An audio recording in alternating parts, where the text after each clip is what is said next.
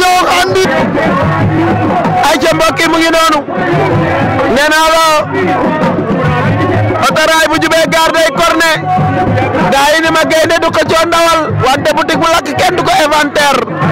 attention Reug Reug tañ na benn nen dem nañu côté la ilaha illallah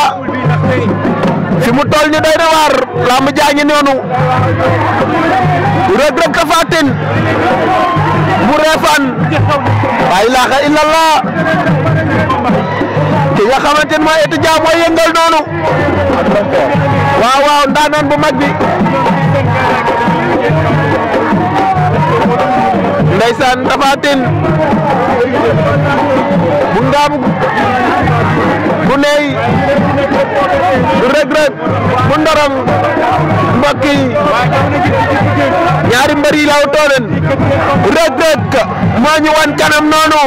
gis ngeen ko moo takkal li nga xam attention arbitre sifflé na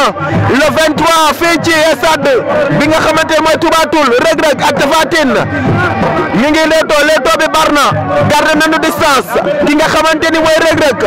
be droit tam la teg attention cokkaas na ko Tapha Tine attention jàppante ñu ngay doorante jàppante nan Reug Reug bal na attention Tapha Tine ngay door mu ngay door ca faria mu ngay door attention mot ba attention xale bi mën naa bëre waaye xale bi mën naa bëre Tapha Tine jëm na ko déedéet Reug Reug attention mu ngi koy door daan nañ ko Tapha Tine daan na Reug Reug jël bu set wecc Tapha Tine daan na ko dafa takk ko daat kay biic daat kay sukar bi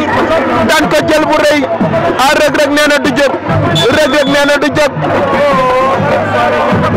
attention mu ngi noonu mbokk yi nii la fa demee ki nga xamante ni ni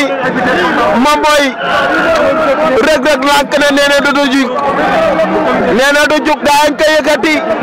Reug Reug lànk na Tapha Tine daan na ko jël bu set wecc mbokk yi la ilaha illallah c'est ça la lutte au Sénégal lii mooy lamb xeex nañu bëre nañu waaye ki nga xamante ni mooy Tapha Tine daan na ki nga xamante ni mooy Reug Reug jël bu set wecc boo xamante ni kenn du ko naatable mbokk yi nii lay demee fii ci stade bi nga xamante mooy bu Touba Toul